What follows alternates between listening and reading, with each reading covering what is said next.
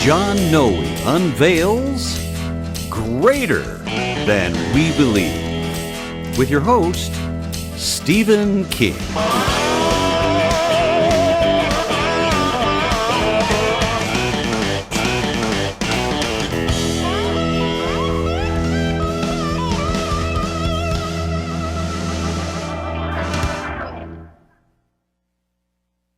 Well, hi there. We're back. How you like that? This is Steve King and John Noe. Woo! Coming back again, finally, with some new material. Yay, we'll clap real good. Welcome to, okay, John, we get it. You're happy. Our in-studio audience. Yeah, that's our in-studio audience. Yes. In case you're coming in fresh, this is a series called Greater Than We Believe. We've been putting this on for 3.5 years. Got 189 videos posted. Today will be number 190, and this is the first new video we've had in 10 months. John and I were on sabbatical. And when we left, we decided we needed... How was your sabbatical? My sabbatical was, I grew a lot in my sabbatical. How you like that? Yeah, there's a lot of stuff involved. In fact, it was so interesting that there's a story. I'm not going to tell you up front what the story is, but... Well, I'll tell you what, John, we want to share it with them. You talked a little bit here. I'm just basically throwing it to you for a minute. Tell them what we're doing today. Well, a lot has happened, especially with you. Yeah. I mean, especially Yeah. with you. And we want to share it with you because it's significant. And it's the reason we had to take a 10-month sabbatical. Yeah. So we weren't able to shoot, we weren't able to produce, we weren't able to post Greater Than We Believe videos, and therefore we're dedicating the next 3 videos, or however many it takes, to that endeavor to share with you, our viewers, what we're going to be calling Stephen's story. And it's quite a story. I wouldn't call it the greatest story ever told. No. But it's close. So, Stephen, without divulging any content yet about what happened to you, why don't you give our viewers a short introduction into how the contents of these 3 videos that we're going to be presenting here all came about, starting with our breakfast with Pastor Micah Beckwith of Life Church of Noblesville, Indiana. Sure. Okay. Well, folks, if you think back a little bit, you'll remember it wasn't terribly long ago that we did a short series where John was with Pastor Micah Beckwith there on the stage there at Life Church in Noblesville, Indiana. And they were discussing John's book. What was the name of the book again? Peak Performance Principles for High Achievers. Right. Okay. And so they had an interchange. Pastor Beckwith had introduced it and everything. Well, if you remember that, that's who we're talking about now. John had been in touch with Micah and had let him know about some things that were going on in our ministry and about the sabbatical and so forth. And so Micah was interested to know, well, tell me more. And he actually invited John and I to breakfast. So we went to breakfast with him, and in the course of eating breakfast and talking how God's moving in our lives and our ministries and so forth, I told him the story about what had been going on for the past 10 months. Yeah. And good, bad, and ugly. Good, bad, and into ugly. And so he was basically riveted by what he heard, and he said he has a podcast, and so he said, "Would you be willing to come on my podcast and tell your story?" And I said, "Well, if you think it'll help, sure." And so he invited John and I.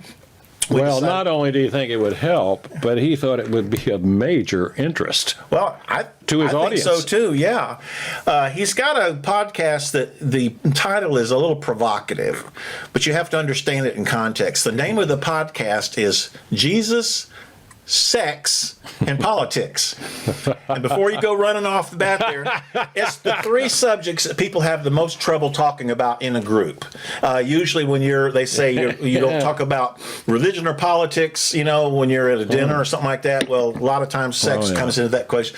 Well, Pastor Beckwith is willing, he and his co-host, they do a lot of talk about those three subjects. In fact, he's very active politically to try to bring conservatism and more of a Christian bent on morality into the politics. So anyway, that's another story, but I just basically wanted you to know that by telling him that story and by him listening and wanting to have it on his podcast, that's how we got invited to go to for their next podcast. Yeah, and he said we could bring our cameras. Yes, in fact, he was eager for us to kind of So what I did was I brought the equipment in.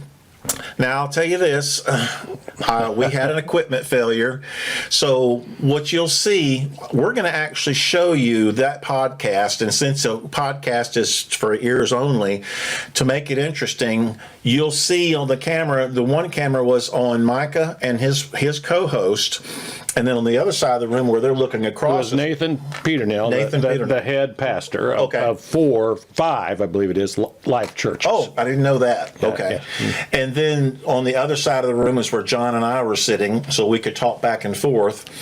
The camera I had pointing to John and myself said, nah, not today. Yeah. We didn't pick up anything on that. We didn't know that till we were done. But you all know what we look like. Yeah, you know what we look like. So how are we going to do that? So what I'm going to do is I'm going to go ahead and use their sound system overlaid on ours so that you could hear all the introduction, you could hear everything, and the voice quality is good. And you can see them. You'll see them and you see their reactions to what I'm saying. And then whenever I'm talking, I'm going to pop a picture of me on the screen. And when John's talking, I'll pop a picture of John on the screen. And hopefully it'll be interesting enough to hold your interest. But really and truly, the story itself is what's most important. Amen. And I'm hoping that's what will bless you. Okay, so let's get into it, Stephen. All right. Stephen's story, what happened, part 1. Yep. And as usual, we welcome your thoughts, we welcome your comments and interactions, but I'm going to suggest that you wait till you hear the rest of the story. That sounds like Paul Harvey, doesn't it? After 3 videos. Yeah. Because you need to hear the whole story. Right. All 3 videos on this topic. So let's get to it. Okay, so we're going to roll camera, we're going to open up the computer, and we're going to be watching it with you, and then we're going to divide this up into sections so that this video won't be too long. That's why we know it's going to probably take 2 or 3 to go. But anyway, let's roll camera. All right. Hey, chew the fat with someone. That's super weird. You're talking with them. Nobody says that anymore. That's like 1925 called. They want their phrase back. So. They can't have it. Okay, Micah, you're chewing the fat now. All right, here we go.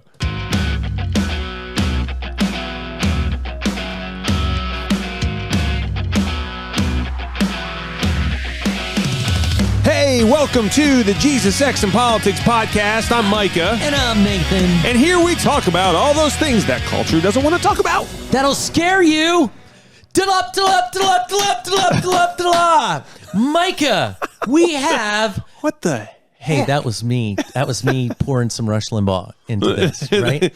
All right, now, Micah. Yes. There's been a big announcement. Yes. That you have made. It's been all over the radio, but That's right. A lot of people aren't right here in Indianapolis that listen to Jesus, Sex, and Politics. They're from all over the country. That's right. And around the world. Amen. And so they may not have heard this great announcement. Micah, do you have something today you wish to announce? I want to announce that Nathan Peternel's rash is completely healed.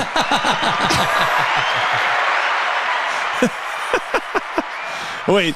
Was that not it? I told you that before the show. You weren't supposed to share that.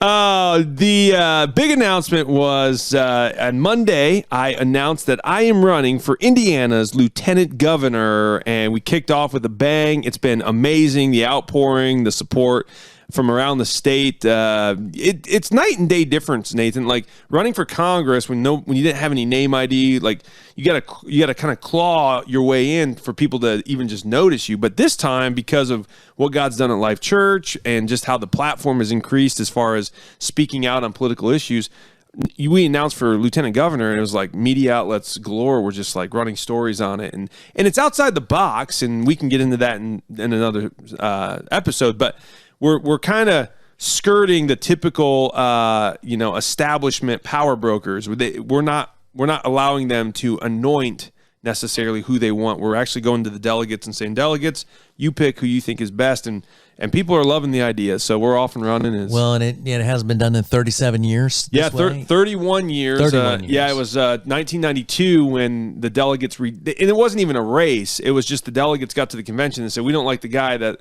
the candidate picked, and they rejected that person and put somebody else in. And so there wasn't even really a race. So I can't remember the last time that there's actually been a race for the lieutenant governor. It probably you have to go back to the 70s or the 60s to find that. So, but in modern political history, you don't run for lieutenant governor, you always get anointed. But that is not good, because then there's no check and balance in the executive branch. And we, like the last 4 years, was a great example on why this should not happen this way, because the Governor Holcomb had no accountability. Yeah. And it's because the LG, and I like her. I mean, we've had her on the podcast, but she really felt she couldn't speak out against Governor Holcomb because she was, quote unquote, appointed by him.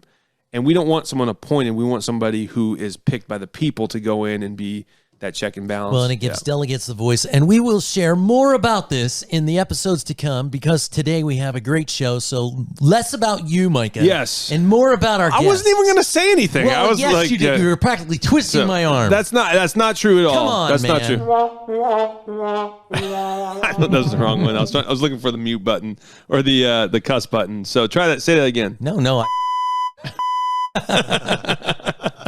All right, in the studio today on Jesus, Sex, and Politics, we have two great guests, an amazing story on why government tyranny is we have to fight it tooth and nail. I'm from the government, and I'm here to help. The 9 most terrifying words in the English language, according to Ronald Reagan, and he was right. But we have with us in the studio Mr. Stephen King. Hello. And he's not the author. No. This is a different Stephen King. Yes. And then our good friend John Noe. John, say hello. Hello. Well, Stephen, it's great to have you guys. Yeah, it's so good to have you guys on the podcast. We want to we wanted to bring you in because you were telling us your testimony. You have been through the ringer over the last 2 years, and I want people listening to this to understand why Nathan and I are so passionate about defending constitutional values, because if we don't, we see exactly what happened to you. And share your story a little bit. I won't give it away, but this is going to be a really intense episode, because your life was, if it wasn't for the grace of God, your life would have been completely ruined, without a doubt. Absolutely. Yeah. So yeah, give us the story there, Well, Stephen. first of all, I'm not interesting till I tell you why. Okay. So a little bit about me. Yeah. 2 things. First of all, I, being a patriot, being elected in the Constitution, most people don't know that what a patriot is. There is a thing called the 3% United Patriots. It's a countrywide organization, and they have, each state has its own chapter. I am the chaplain for the 3% United Patriots of Indiana. And so, and not to stop you, but 3% comes from the term in the Revolutionary War, where it was 3% of the colonists were the ones that actually rose up and took on the fight for freedom. Right. So it was only 3%. Right. And they were able to rally against the British and win. So that's kind of where that 3% comes from. Yeah. Now, some patriot groups, especially some that grab the 3% name, have been some not so great people, but we were basically what I would call a constitutional guard. We're the people, if you remember the Bundy Ranch, you remember them shooting the cattle, the guys that showed up on horseback, the guys with the American flags and the AR-15s. That was the 3% United Patriots. Okay. Having said that, now I'm also considered a terrorist because Facebook said all the patriot groups are terrorists, and they shut us all down. Now, second thing that makes me maybe interesting is that my friend John Noe here has got a ministry that I fully support.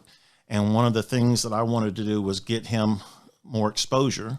So I came alongside him and helped him get a channel started on YouTube called Greater Than We Believe. And the purpose of that ministry is basically to promote Jesus and the kingdom. Jesus is greater than we could possibly give him credit for. Amen. So we've been doing that for 3.5 years, got 189 videos posted. And you guys are filming today in the Jesus, Sex, and Politics studio. Yes. And so if you're listening, go to Greater Than We Believe on YouTube. Yes. I'm surprised YouTube hasn't kicked you guys off yet. That may happen. That's why I keep backup copies of all of it. That's right. That's great. Yeah. So Greater Than We Believe. Okay. I have an interesting past. I've been in law enforcement. I was a reserve police officer in Cumberland, Indiana, many years ago, about 40 years ago. Anyway, I've always had an interest in our Second Amendment, and I've also always liked guns. And like any God-fearing, red-blooded American, I always like to buy, sell, and trade. Buy a gun here, buy a gun there. You know, if I get tired of it or don't have money for the next gun, just sell it, you know. Yeah. And so let me turn this off. I didn't realize it was going to get taken up on your... There we go. I apologize. Oh, that's all right. No worries. Okay. So there is something online. People are familiar with Craigslist. You can't sell guns on Craigslist, so they have a Craigslist for guns. They call it armslist.com. And it's legal. It's in all 50 states. As long as you stay with the federal and the state laws, you can post a gun for sale. You can buy guns. It's all normal and above board. And I'm not going to say no, there's never any nefarious activity, but you do everything you can to keep it from happening. And so I got to the point where I was buying and selling a few guns here and there, and it got to be a hobby. And as time went on, I must have garnered the attention of the certain right people, because I ended up being raided by the ATF one morning at 7 o'clock. It's September 3rd, 2020. Woke up out of my bed with flashlights on my eyes, SWAT team in there, they all heavily armed, and basically had to... I'm glad that my wife told me that the police were in there, because if not, if I'd have just been woke up with flashlights, I did have my gun next to me on my bed, so that could have been a problem. Yeah. Now, did they kick in your door? Like, how did they get in? Fortunately, they didn't do that. They banged on the front door loud enough. My wife thought it was her son coming early in the morning. It was 7 o'clock in the morning. Okay. And she went and opened it for them, and they announced who they were, showed her the search warrant, and let themselves in that way. Wow. So I looked at them. I didn't even know what was going on. So I said, am I under arrest? They said, no, you're not under arrest. We just have a search warrant. And they wanted to, so they took me in my kitchen. I offered them coffee, by the way. And they told me that they were checking for gun activity and so forth and so on. And as the story unfolded, they wanted to know if I would help them with an investigation they had going on in Chicago. And I had sold a gun, actually a couple guns, to somebody that had ended up selling to someone else that ended up in Chicago. And so Southside Chicago is always blaming Indiana for all their gun problems. Yeah, right. Yeah. So I says, well, of course I'll help you. Yeah. I'm a good guy. That was mistake number one. Yeah. Well, I just, I didn't have anything to hide. Yeah, right. You're just, and having been an ex-police officer, and I believed in the law and everything, and that's why I asked them if I was under arrest, and they said, well, no. So when they asked me, I said, do I need a lawyer? He says, well, do you have anything to hide? Did you do anything wrong? I said, no. He says, well, then, you can have a lawyer. What do you need one? You're not under arrest. So I said, okay, fine. So anyway, long story short, I showed them how I kept my records. I was very detailed. Anytime I bought a gun from someone, I would take pictures of the gun, pictures of the serial number. I would write myself an email, and I would send it to myself so that I have a record of not only that purchase, but the name of the person I bought it from, their address, their phone number, any information I had on them, so that if it ever showed up maybe as a stolen gun or something, and they followed the chain of command and found that I had it, I could tell them where I bought it. Same went true with anybody I sold a gun to. I said right there in my ads, no minors, no felons, no shipping it, face-to-face only, cash only, all this other stuff. And so I had people usually would flash their pink card. Here in Indiana, our carry card is pink. And so we'd say, if you got a pink card, and I'd glance at their driver's license, make sure they lived in the state. And I'd always, when they would drive up, I'd write down their license plate number, and I'd also keep record of their text, their phone number, and the email address if I'd had correspondence. So I had a very good way of knowing who I bought from and who I sold to. And so they asked, how do you do it? I told them it was by emailing myself. And he says, well, would you mind if we use that so we can track some of these guns? I said, absolutely not. Go right ahead. Mistake number 2. Yes. I gave them my passwords. I gave them all the stuff they needed to get to it. They didn't have to take my computers. They took they took 4 computers, which, by the way, I still never have gotten back, even though they said they'd give them back. Yeah. But they left, and they called me a few weeks later and said that they now had enough information to indict me for selling. The charge was a 922A, which is dealing in firearms without a federal firearms license. And so at that point in time, I had to get rid of the guns. I still had. They left my personal guns, but they took all the other stuff I had. I had to get rid of all the ammunition, guns, everything that was gun related. And I hired an attorney, and which was Guy Relford, right? Absolutely, yeah. Yeah, the gun guy from WIBC. Yeah, yep. He's a very likable guy. Yeah. I figured if anybody knows his business, Guy knows it. He's a good, good and Second Amendment. Very personable guy. Yeah. And when I met with him in his office and talked with him, he's every bit as nice as he is online. He's the real deal, and I really care for him. So right at the beginning of COVID, that's when everything was being shut down. So we never, ever went to court. The only time I actually went to court was at the end when they were actually going to do the sentencing after I pleaded guilty. They said, if you'll plead guilty to this, we'll drop something else. And I was like, I can't lie. I didn't think I was breaking a law. Now, you told me, you said they got you for dealing without a license. Right. But didn't you call them and ask them how many guns? Because you can buy and sell without a license. You don't have to. You don't have to have a license. But it's the amount of guns that you sell is what denotes whether or not you need a license. Right. Correct? I actually went online. I had a friend that actually wrote them a letter, and he was on a gun group that I was on a long time ago, and I had a copy, which I don't have anymore, on their letterhead explaining that there is no number of guns. If you go online to the ATF and try to see how many guns does it take to where you have to have a license. Like if you want to sell used cars in Indiana, after you sell a certain amount, you got to get a dealer's license. Yeah. Okay. Well, that's the same way as the ATF, but at this point they don't put a number. They said it's at their discretion. That's incredibly stupid. So you could sell 5 guns, you could sell 50 guns, however many you want to sell. At some point, if you get on their radar and they decide to, they can just say that would be like saying there's no speed limit signs posted. Mm-hmm. We don't really have a law for what the speed limit is. We just tell the police officers to pull people over based on your discretion. Yeah. If you think they're going too fast, just give them a ticket. Just give them a ticket. Yeah. That's insane. Yeah. That's literally insane. Yeah.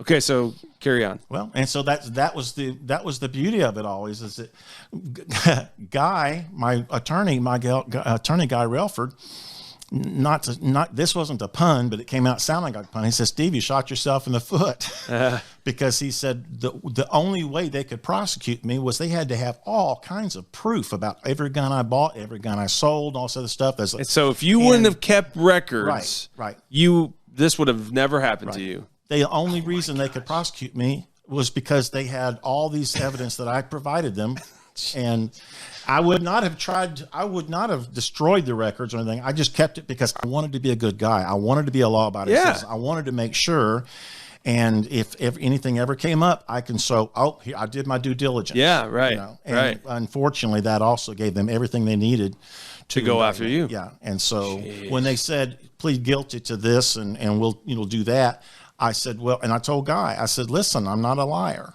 I said, I did sell the guns. I sold that. I think that what ended up in the charge, what they used for sentencing was 24 guns. I sold more than that over a 4-year period, but 24 is what they were concentrating on. So I said, that is low. I can't plead not guilty. That is a really low number of guns. I was expecting you to say some obscene number of guns. That's not a very big. In 4 years, I sold 167 guns, but you spread that over 4 years. That's not that many. Yeah, that's 2 guns a month. But what was interesting was that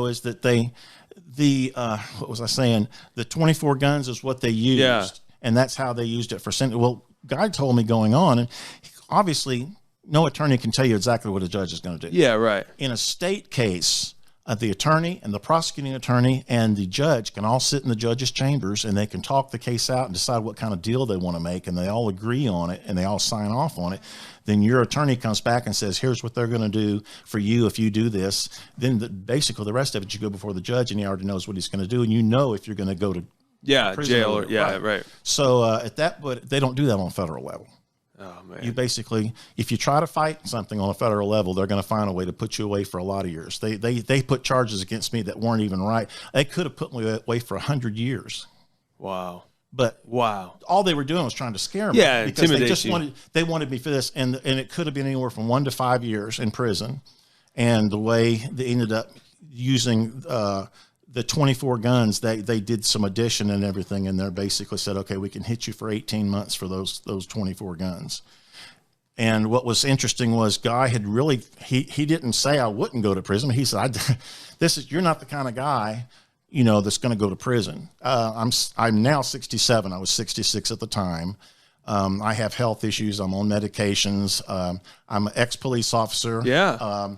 I'm a good guy. Yeah. I'm not perfect, but I'm okay. Yeah. And so, like as far as your record goes, you would be the kind of the picturesque example of a good citizen. I would thought so. Yeah. So he told me that more than likely, he said, if they're trying to make a point or something like that, they might slap me on the wrist and give me probation or some restrictions, or maybe even wear an ankle bracelet at home for 6 months just to make a point or whatever, But once again, I'm not saying he made any promises. I'm just saying he didn't expect anything.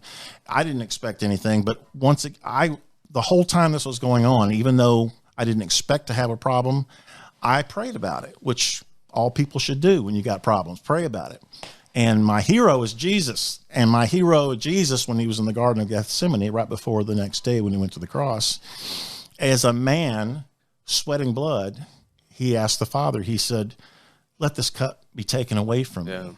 But then he said, not my will, but your will be done. And he said that 3 times. And so, obviously I'm saying, God, I don't want to go to prison, but not my will, your will be done. And so we ended up going to court. That was the only time I ever went inside the building. And the judge heard everything. We did a lot of political stuff. What was her name? Do you remember? Stinson Magnuson or something along that line. Is she down in Marion County? She is in the Southern District, a federal judge in Southern District. And it was we were downtown. I'm not sure where she is. Yeah. But, what was interesting was that that name is here in the new. I have the newspaper. Okay, yeah. Is Jane Magnus Stinson. There you go. Jane Magnus Stinson, just for the listeners, because this is important because she's a far left radical judge. So so go. Well, Guy just said, Steve, just be honest. Yeah. Say you're guilty. Because you are. You're admitting you're guilty. I sold some guns. So why would I say no? And then just ask for the mercy of the court and see what she does, how much mercy she's got. And so once they had said all the things they're supposed to say, reading all the charges and all this other stuff, she said, do you have anything to say? So I stood up and said, yes, ma'am. I said, I take full responsibility. I said, I did what I said I did. I sold the guns. I did make the caveat that I didn't think it was illegal. I didn't think I was breaking the law. I said, but I know that ignorance is no excuse, ignorance of the law. So I said, I'm just asking that you have mercy on me, and please keep in mind that I'm a 66-year-old man with health issues. And I was done, and I sat down, and I felt pretty good about that. And the guy even kind of looked at me and nodded like, that was good, you did good. And then she did all of her things she had to say legally, went back over the case again, basically. She had given the prosecutor a chance to make her point, and the prosecutor kept saying how me selling guns was the reason why we had so much gun violence in America today. Wow. And so when it was the judge's turn to talk, she basically parroted. She said the exact same thing again. She actually said, she looked at me and said that she didn't say you are one of, she said, you're the reason we have so much gun violence in America today. Oh my gosh. And so then it was time for her to make a decision, and she looked at me, and parroting what I had just said to her earlier, she said, I don't care if you are a 66-year-old man with medical issues. She says, and then she pointed at me. When she pointed, I got a little scared. She said, I'm going to make an example out of you. And then she looked down at her paperwork, and she said, how many guns we got here? And she counted, she said, 24. And she did some figuring. I guess there's some formulas there. She said, I can give him 18 months for that. So she said, okay, 18 months. And I'm in shock, and Guy is in shock, and we're looking at each other like, what just happened? And so guy got his composure a little bit and kind of stumbled and said, well, Your Honor, could we at least say minimum security? She said, I don't have a problem with that. So we figured, well, I've always heard the term club fed. People talk about people playing golf and stuff like that. That's not really true. Yeah. But it's the very degrees, low. Very low. The low degrees security. of security, are different. And so the closest minimum security, go ahead. Well, I was just going to say, I want to stop you real quick, just because then you're going to talk about your prison experience here. But I hope this lady knows the Lord. But if she doesn't, the ignorance of the law is no excuse for breaking the law. Someday she's going to stand before the ultimate judge. And if she doesn't know Christ, that is going to hit her like a ton of bricks. And I can suspect that maybe she would, that phrase that you just said right there is going to be running through her mind when she stands before God the Father as judge, and she's throwing herself at the mercy of him. And everyone needs to be thinking that way. And that just makes me, it just, my blood is boiled when I hear that, when I'm saying, this is not why the judicial system was set up, to go after someone like yourself. This is not what our founding fathers had in mind. And you have radical left-wing nut job judges like this lady here who thinks that she is the law when she has no idea what the Constitution was there for. The fact the guns are not the problem. It's the heart of men that are the problem. And that just burns me. If I may add, my wife and I, Marlene, Stephen's wife, one of our members from our Bible study, and one other person were in the gallery that day. That's it, 5 people. That one other person was a reporter from the Indianapolis Star. Oh, yeah, go figure. The next day, on page 2 of the Indianapolis Star, and I'm holding up a copy of it, is a major full page story, 4-column story. Yep. And the headline is Chaplain. Yep. Gets 18 months in prison for illegal gun sales. Judas Priest.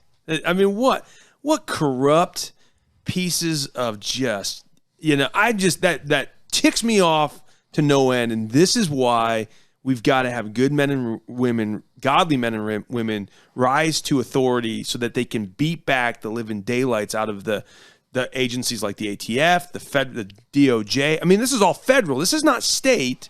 I don't have a problem with state and local authorities. I have a problem with overreaching, overbearing federal authority. Yes. That's where the problem comes from. It's Washington. This is not Indiana. This is Washington. And you, unfortunately, got in their sights, and they abused their power with you and wrecked your life for the last 2 years. And you've got an amazing, kind of the second half of the story is even worse than the first half. But, yeah, John, you were going to say something. That's exactly. Yep. The worst is yet to come. The worst is yet to come. Yeah. So, okay, club fed. So, okay. Well, and just to speak to what you said a minute ago, I want to make sure everybody knows that as far as the judge goes, I have no malice toward her. I don't wish her any harm. I hope that she gets to know Jesus. I've already forgiven her. She didn't do anything that she feels she should apologize to me for. But in my heart, I needed to let go of any angst or anger because she was just doing, actually, in my opinion, what she was going to do anyway, and that God allowed. And that was what I was going to say about. But she was still wrong. Yeah, she was still wrong. I'm not saying she was right. Yeah. But the only way I could come to terms with this shock of that, it wasn't that God let me down. I realized the answer to this was that when I said, God, if it's your will be done, God's will was that I go to prison. Okay, we stopped it there. That's a good stopping point. We'll continue next week. John, what did you think? Let me ask you, how do you feel when you sit there and hear yourself tell this story? Honestly, it sounds like I'm listening to somebody else tell their story. It's like I'm removed from it, even though I lived it and everything. It hasn't hit home. The whole experience. It has. I mean, I've been through it. There's a lot more you're going to find out in the next 2 weeks. Oh yeah, folks. But that was the easy part. I think that I give God all the credit that His Spirit truly can make things better for you. This is the article that appeared. Show it to this camera over here. Oh, here? Right. Yeah, this is the article that appeared It was on the second page. It went on. This is the front page of the Indianapolis Star the next day. Yeah. This is what the reporter, wrote. That's his name right there. Chaplain gets 18 months in prison for illegal gun sales. You know what that sounds like? It sounds like Sons of Anarchy with a trainload of stolen Glocks or something like that. Well, notice how the knock is on Chaplain. Yeah, on the chaplain, yeah. Here's the first part. Here's the first paragraph, short little paragraph. Local chaplain was sentenced in federal court to 18 months imprisonment for purchasing and illegally reselling 167. He got that wrong. It was 24. That's 24 is what we get they that. sentenced me for. Firearms, some of which were recovered by law enforcement in Chicago, Ohio, and Georgia. Indianapolis resident Stephen King, who is host and producer on a Christian YouTube show called Greater Than We Believe. That's what it says right here. Purchased the guns, but notice how they're knocking us. Covering over the microphone. Oh, sorry. Notice how they're knocking. Where was it? The guns between April and September of 2020 through federally licensed guns, arms dealers, and websites like Arms List, which you mentioned, and Facebook before selling them to private citizens who use false identifications and were whatever. That's the article, folks. That's what we're dealing with here. And if I were you, stay tuned for the next two videos of what happened. Yeah, I wouldn't want to miss it. Thank you so much, folks. We will see you next week. Good night. All right. All right. All right.